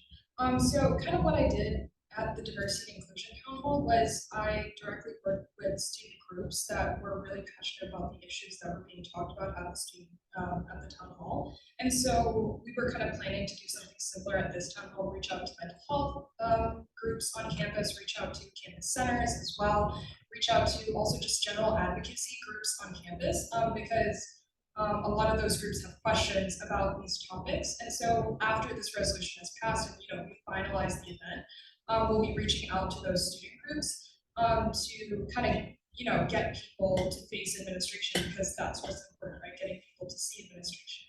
And then also kind of reach out to them on like what specific issues they have, so that we have an idea of the administrators we'd like to invite, but also reach out to them to see like what problems they're facing and administrators that, they might like to see there as well. Thank you. Just to add on, we'll also be passing out information on the town hall during the care package tabling event. So we hope to reach a lot of students that way as well. Are there any other questions or comments? Yes. Yeah, will you all want this catering delivered or will somebody come pick it up? We'd like it delivered. I included some money in the delivery for the delivery. Okay. Yeah, so delivery for UIC catering is $50. And I added all of this up. It's looking like $526, so I think we should amend the budget to, account for this. So I think we should amend it to 580.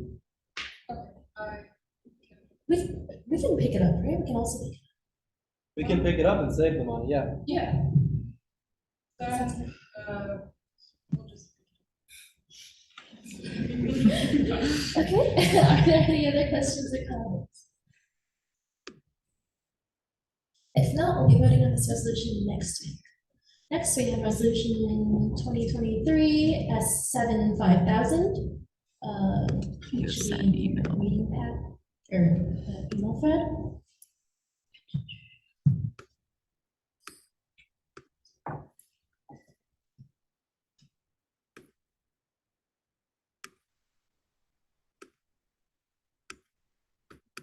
Okay, Representative Alessandro, would you please read this for us?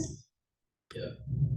So, whereas the undergraduate student government advocates for students, and whereas USG seeks to accurately collect and represent the opinions, concerns, and suggestions of students on campus to be able to improve the well-being of all in the university, and whereas USG seeks to inform the students on its mission as an organization to provide legitimacy and meaning to its work.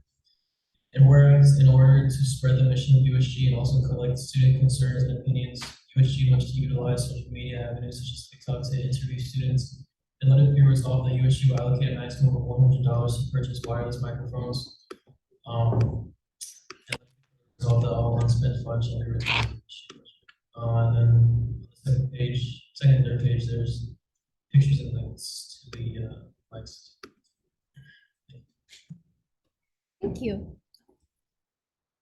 I will now open the floor for questions. Are there any questions or comments regarding this resolution? Yes, Sam. Just it's not in the email chain. I think you may have just replied to Michelle. Let me check that. Yeah, you did. But other than that, I like it. Okay, thanks. Yeah, In the meantime, I motion to amend the resolution to say resolution 2023 S75,007 instead of 5,000 in order to adhere to the current number we're on. Is there a second? All those in favor, please say aye. Aye. All opposed, please say nay. Does anyone abstain? If not, then the motion is passed. Yes, Melody? Quick comment. Just thought we should all be aware if you're not already. I'm pretty sure that there's a bill that's on the House floor that is trying to ban TikTok from the state of Illinois. Yeah. Just thought y'all should be aware. Right now, we're okay, but in the future, yeah. Thank you, Melody. Matthew? Yeah, luckily I only watch Instagram Reels. For that really relevant comment. Any other questions or comments regarding this resolution? Yes, Monacy? How come there are two different types of wireless microphones? Because I just assumed that they'd be connected to Bluetooth.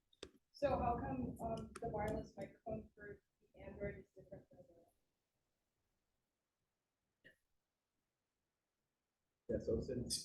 so since iPhones and like usually Android phones use a USB Type-C compared to the Lightning port on iPhones, then you need two different types of connectors for them. Di? Yeah, sorry. So for TikTok, it's just my comment. I think it's gonna grow. Because I'm trying to find our TikTok page, but still I couldn't find. There was like 4 or 5 months past. We just took one TikTok live all together. I don't know where is that. It just comment. Representative Lynn? I don't have an answer to that question, but just regarding Director Manas's question, I think their question was about why the connecting type matters if it's a wireless microphone.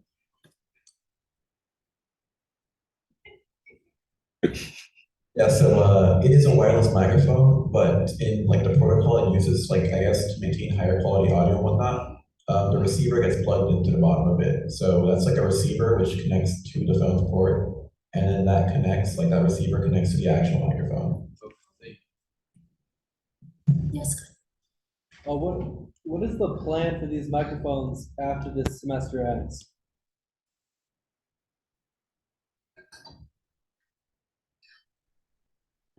I'm just gonna talk loudly. I guess the plan for us is that we will be able to utilize it for other said events, or if the PAC following this semester would like to continue uploading social media videos, whether it's their Instagram Reels, TikTok, if we're still allowed to use it by next semester. But yeah, it's not for this just specific video that we plan to make, it's for any future plans for our committee. Thank you. Yes, Matthew and then Don. To answer Representative Bailey's question, the TikTok, Instagram, or TikTok page is at USG, and this resolution here is in dire need because right now it's only 3 TikToks. There's only 3 TikToks, and 2 of them are me leading you to where our meeting takes place. Let's see here. Yes, so some much needed promotion on that. It's much needed. Okay. Veronica? Just like a suggestion, and maybe an answer for this question, maybe we can use it for like perspective events of the future, especially like one with critical home something. Maybe like what we were recording. So. Thank you. Any other final questions or comments before we wrap up discussion on this resolution?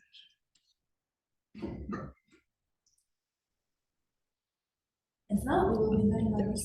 Oh, there was, yeah, go ahead. Just a quick question. Why do they have to buy microphones that have $26, $28.99, $24.99? Like you're saying that there's specifically like or something, but I mean I think just use like regular shot use. So is your question that a cheaper microphone option? Yeah. We could look into cheaper options if that would make everyone feel better, but as long as the microphone works, the quality is well enough, I think that should be okay. Yeah. Okay. You just look at We can test the quality of a 5 below, but okay, yeah, sure, we'll make note of that. All right, in the interest of time, I'm going to wrap up discussion on this resolution. We will be voting on this next week. If you have any additional questions or comments on any of the resolutions, please leave them in a thread on the USG Slack and join that if you haven't already. We will now move on to our next order of business, which is items for discussion. First, we have student organization funding. Representative Begla, would you please speak about this?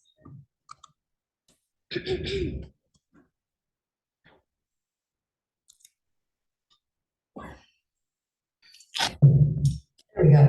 I know this has been a long meeting, so I'll just make a few quick points regarding student org funding. You all can ask questions if you have them. But basically, post-COVID, CSI is restarting their student org funding program. By the way, all this information is on the CSI website, involvement.uic.edu. But there are 2 kinds of funding that are available to student orgs right now. So there's SAFC funding and SOFAB funding. So SAFC funding will fund events on campus available to all students, similar to what USG has been able to fund in the past. And then SOFAB funding is a maximum of $700 that can go towards student orgs that want to go on retreats or want to have socials like specific to their organization, like if an e-board wants to go to their national chapter organization or something like that. So this is something that's just restarted. I know you've heard Matthew talking about like funding cycles a few times, so this is what that's pertaining to, is the cycles that student orgs can apply for this kind of funding. And a few questions that I've had that I would also like to know more about is like how much funding is specifically available, because I do know that they have rejected student orgs in the past. Of the IDEA team, which is a subpart of CSI, hears these presentations that student orgs make, asking for funding, and then they make a decision based on what they see during those presentations. But yeah, I know that something that I look forward to when I was joining USG this past fall was having the potential to fund student org events that maybe CSI isn't able to fund. And I know there are a lot of questions about our ability to do that currently. But yeah, as of now, these are the two kinds of fundings that are available. And if you have any questions, maybe I can answer them or direct you to the person who can. Now for our questions, are there any questions regarding student org funding with CSI?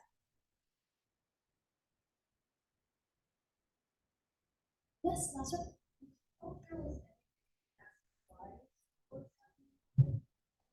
I think it's just depending on like how many applicants they have per cycle. So sometimes it's not like, oh, like this is like a bad idea, or like we don't want to do this. It's just like what they're able to facilitate in the moment. Yeah, they also follow a very strict funding process, a very strict funding timeline. So sometimes it doesn't fall in a specific timeline, they might have to reject it. They also require a very specific like itinerary, like you have to come with them with a full plan how the event will go, and also advertisement and such. And yeah, sometimes students don't have those materials ready. So that's why we try efforts such as decreasing or increasing the amount of funding periods from I think 6 to 7 or 7 to 8. And that's one small improvement. But this is just an open invitation to anyone here who wants to work on this, because we need to ensure that our student organizations have the money they require to host community events, because student orgs are the ones who carry the weight of building community here at UIC.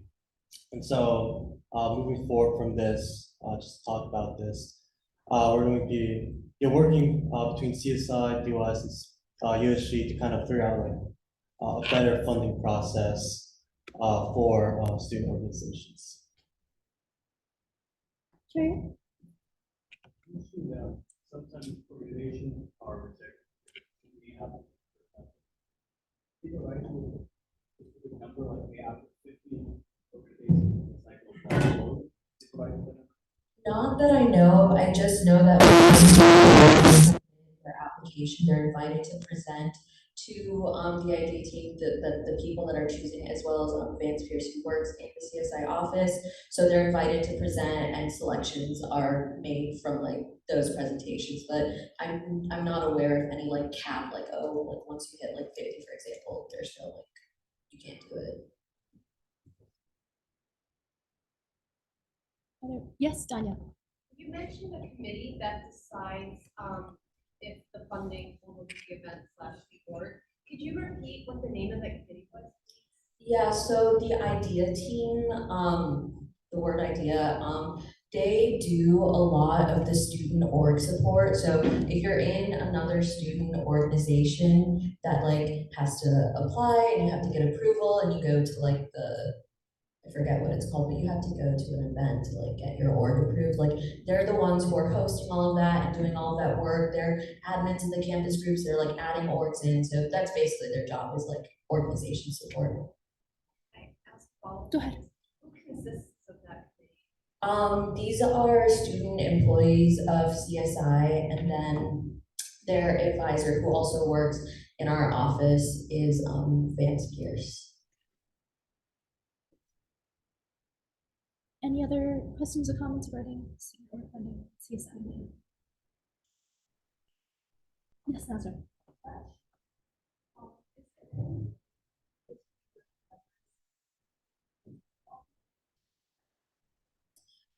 Not that I know of at the moment, unless we like have like a much larger conversation, but at this moment, it's really just like up to them and like their team and what they decide on. But in the future, that could be a possibility, maybe based on like what students want to see as events. So like for the SOFAB funding, it would really just be like org dependent. It's like, oh, I wanna go visit my national chapter, or oh, I wanna go to this retreat or this event. So those are more org specific. But in terms of events that are open to students on campus, that's the SAFC funding type, that could be something, if you guys are interested, we can all collectively look more into.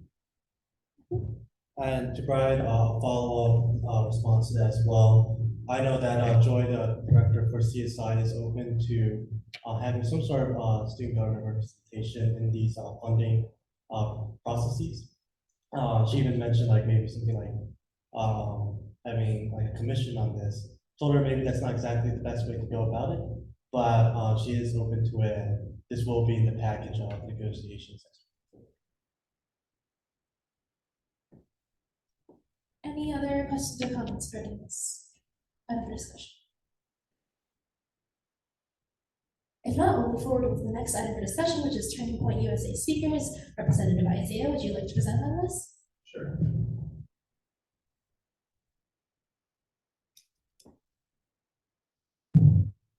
So as many of us have seen on social media or just in flyers around campus, that Turning Point USA, which has an unofficial chapter at USC, is having some very extreme speakers at their event on the 9th at the arena on campus. So I think it's important for us as a body to discuss as how we may be able to influence a decision to prevent political extremism on campus and potential political violence that can come with it, and be more constructive in so doing. Are there any comments or thoughts on this item for discussion? Yes, Mona, speak. Okay, at the DIC town hall, this was actually brought up, this event. And they asked the administrators present about like how can UIC allow this to happen, and like what can students do to kind of prevent that sort of thing from happening, because the individuals present are very extreme towards the point. And so what Vice Chancellor Student Affairs Rob Dixon said was that the university doesn't subsidize these events, right? So they're not really supporting or promoting the event. But so these individuals pay for the stadium in full and pay for these events. And because we're not a public university, as long as they're following the guidelines set by the university can't deny them access or deny them to pay for the stadium because we are a public. In the case of a private institution, they have say, right, in like who can and cannot use the arena. But because UIC is a public university, this is what you stated, they can't deny these individuals because they're paying for it. And then Vice Chancellor Amalia Payares stated that there is a committee of people who are meeting to ensure UIC is a safe space for students. And if hate speech is expressed and safety is at concern, UIC will make sure nothing develops in an event like this. However, the main thing is if hate speech is expressed. And we currently do not know what they are going to say at the event because it has not happened and it is not currently in progress. And even if we may know the reputation of these individuals, the event is not currently happening.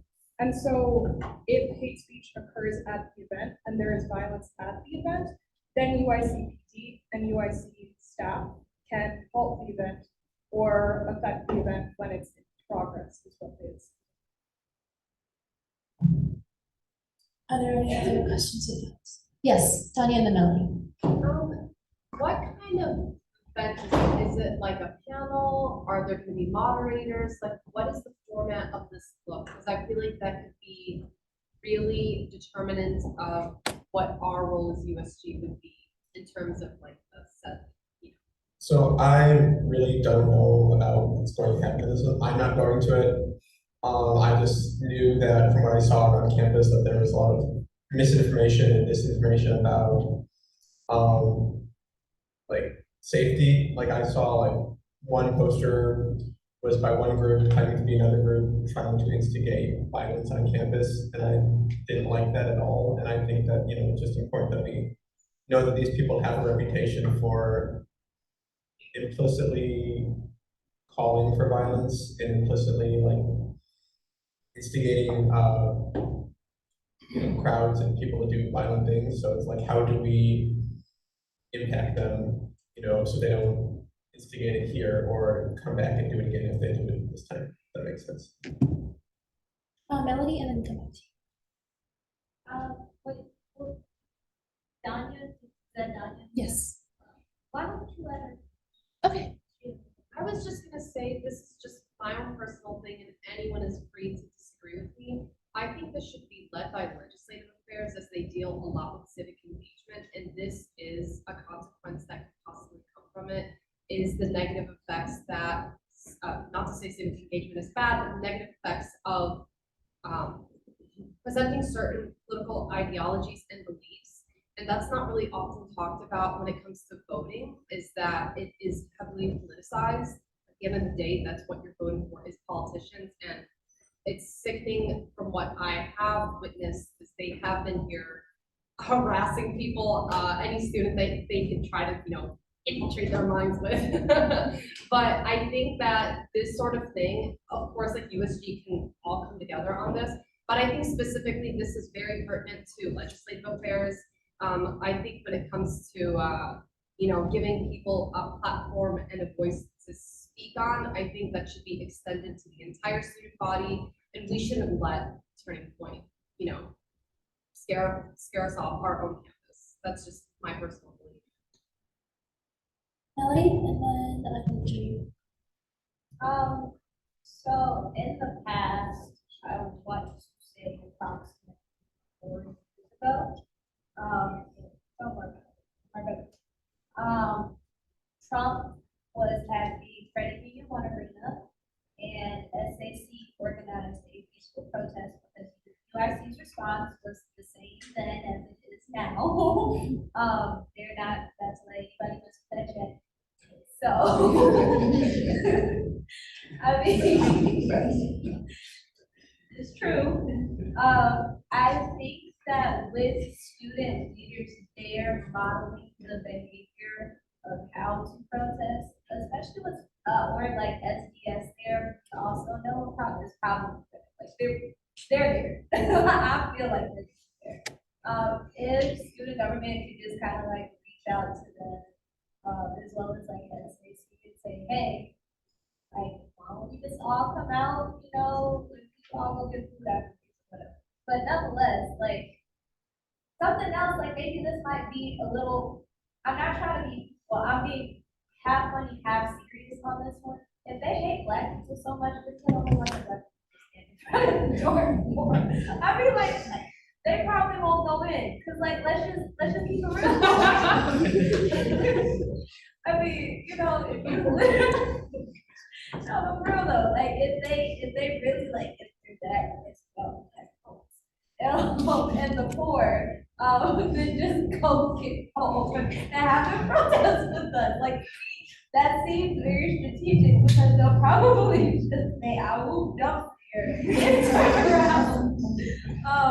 But I also think, and this is my last point because I was actually talking about this with classmates of mine earlier in the day in my bureaucracy class. And something like we literally were talking about the turning point of it. And kind of a point that I brought up, even though I really like, I'm sad that it probably won't go this way. I think that if it was going to be a respectful conversation where people came with open minds that everybody could learn because I feel like based on what I've seen from those two characters, it would not be a respectful conversation. That's like not an option. I do, however, wish that people understood that they can say what they want to say.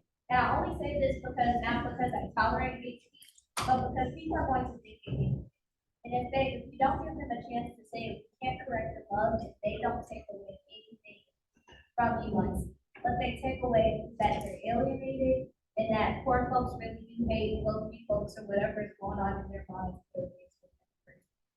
And so I feel like maybe this is an opportunity for us as like the student government to kind of talk about, well, how can we facilitate conversations like these in order to, again, like create respectful conversation. Yeah, basically to create a space for respectful conversation. Because I know that I have conservatives in my class. They either you either have the type that will go on a rant for the whole class, or you have the type that say their one comment, they get attacked, and they sit there silently stewing and brewing in the back of the classroom for the rest of the semester. And both of them obviously are not an ideal situation. Jair, Matthew, Felix, and Mohammed, and we'll have to cut off the conversation. All right, I know it's 8:01 already, so, like Monica mentioned earlier, this is actually brought up the, on call, and one of the panelists actually said, you can't say no to people just because you don't agree. As the director of USG, do I agree with them? It doesn't matter. As a concerned student, no, I do not agree with them. But you also have to remember that as USG represents body, frankly, conservative or anybody leaning to see out the theology, you have to represent as well. But what I do suggest, like Melanie mentioned, if you do have concerns regarding this event, you can go to this event and express those concerns. We get well known, you don't really want. Are you allowed? Okay, yeah.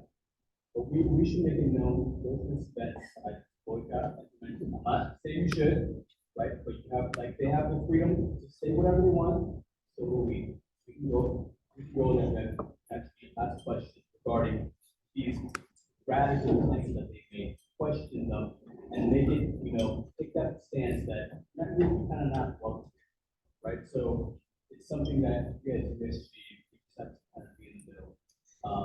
But I'll pass it on to the next speaker to follow.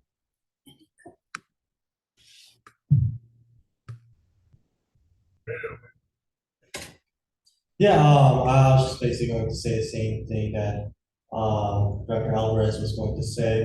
We can definitely do some, counter education on this. We can definitely get more people than they can get. So, yeah, that's what we'll do.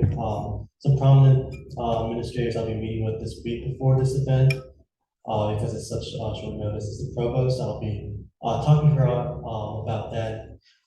See what her thoughts are and see what other options there is. Yes. Yeah, just keep it short because of the time.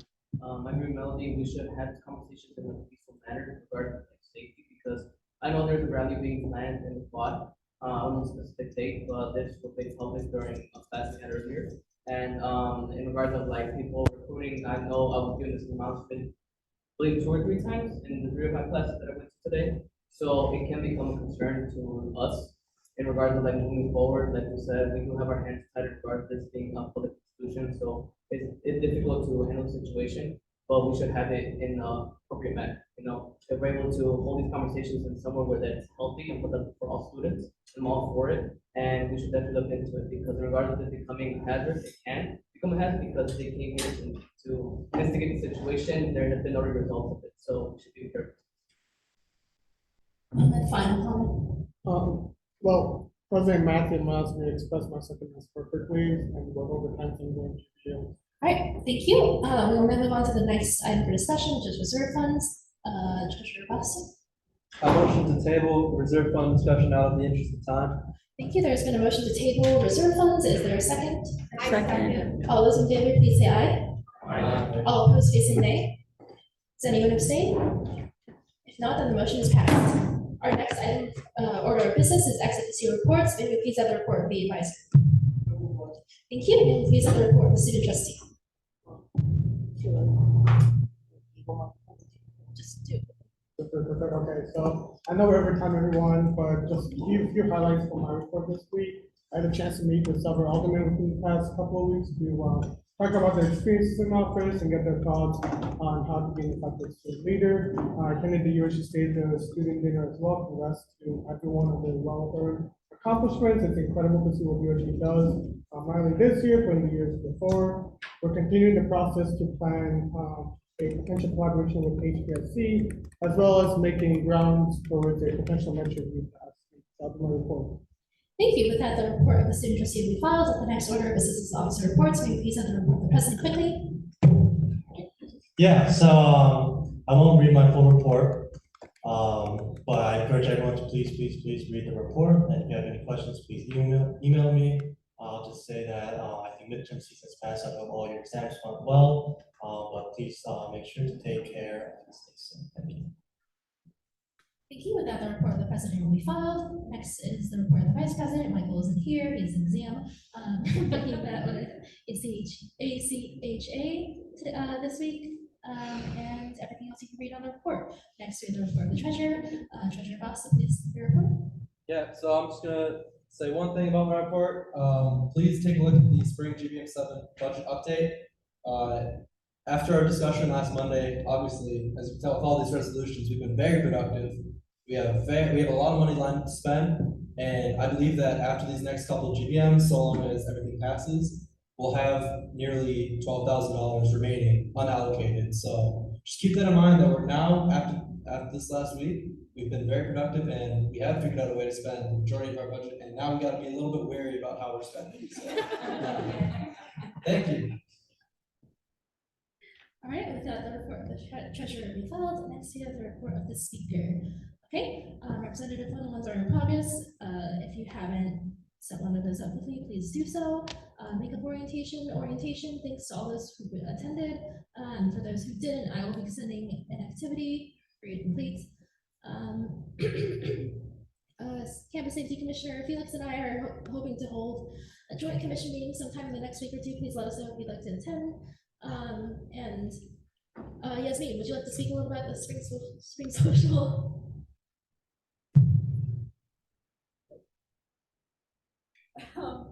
Yes, so our social will be coming up. Thank you for those who filled out the RSVP form. It's going to be on March 31st, which is Friday, 6 to 8 p.m. We'll be having pizza, as you mentioned today. Yes. Okay, thank you. With that, the report of the speaker will be filed. Next, we have the report of the chief of staff. Abby is an exam as well. She went to the state of the student. She did a great job. And the report of the chief of staff will be filed. Next, we have the report of the diversity inclusion chair. Yeah, so coordinating the Season of the World event issues are resolved. It will be happening. I'm coordinating a new date with Diamond and Jean Green are doing really great work with their mental health week. And we'll be getting that in progress hopefully next meeting after. He is also doing really great with her disability resource panel. I met with the Public Safety Commission about discuss resolutions that were introduced at this meeting and will be introduced next meeting. Met with mental health consultants Tuesday, and basically the consultants just kind of asked us about how we use mental health resources on campus, perspectives from students, stuff like that. I was not able to hold a committee meeting this week, but Deputy Chair Brina did a really great job holding that meeting. This week is on Wednesday. I'll be meeting with Chick-fil-A, GSC staff about Chick-fil-A on Wednesday, so if you're interested in that, please join us. Okay, with that, the report of the diversity inclusion chair will be filed. Next, we have the report of the legislative affairs. Like to report about 3 points. One is mental health town hall, April 17th, 3 to 5 p.m. Thursday, to talk to administration about things that matter. That's student mental health. We want to make sure that $4.5 million is allocated in a way where students are both. Two, I met with the director of government relations and advocacy in Chromebook. I talked to him about establishing USG and advocacy workshop for students to apply for the EBT link for SNAP benefits. Students are hungry, resources that we can utilize to make sure we're getting set. So that's on that place. Two, this upcoming Wednesday, Representative City Flores and Rex Mata, we're going to be speaking with Assistant Vice Chancellor for Inclusion, Tanya Rivera. This meeting will discuss the proposed idea for the USG to utilize budget to benefit undocumented students on campus. Talk more about it next week. Thank you. With that, the report of the legislative affairs shall be filed, and next we have the report of the capital affairs. Only thing I can think of is we have water bottles in the street bags in the office, so if you have those. All right, thank you. With that, the report of the public affairs shall be filed. Next we have the report of the student success chair, who is not here. So please read her report or updates. Next we have the report of the campus life chair. Yeah, so pretty much Felix worked on our two ongoing resolutions, which is giving and then our bystander event. We met with some reps and then all we did was just copy and paste the meeting minutes, so exactly some of the report was not. Thank you. With that, the report of the campus life shall be filed. And we will move on to the next order of business, which is announcements. Are there any announcements? Yes, Marcy? Just a quick announcement on some resources on campus. They're for like affordability for things, because UIC has some small like funding allocations for like rent, for like gas, things like that. If a student's missing something 1 week or like 1 month or something, it's called UIC Care Fund if you search it up, or the UIC the USUF. So the Union of Faculty also has a fund for students. That's the FAST Fund. So if you just search up UIC FAST Fund or UIC Care Fund on Google, you'll be able to find them. And I encourage you to refer it to a friend. Are there any other? Oh, yes, Tanya. I'm sorry, guys. Okay, Friday, 4 to 5 p.m. The ad hoc committee is going to have the first meeting for the gala. So if you have any questions or concerns, just ask it to Zoom link.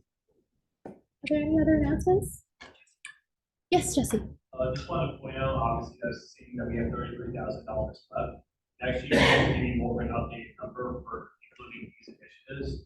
Obviously, feel free to talk to us. We definitely want to get all these costs or events sorted out. That way, we can give you guys a more accurate number.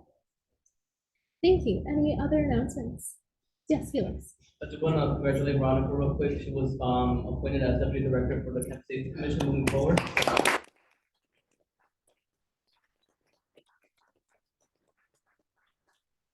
Congratulations. Okay, any final announcements? If not, we'll move on to the next order of business, which is adjournment. Is there a motion to adjourn the meeting? I motion to adjourn the meeting. All those in favor, please say. Thank you. All those in favor, please say aye. All those opposed, please say nay. Not, the meeting is adjourned at 8:13.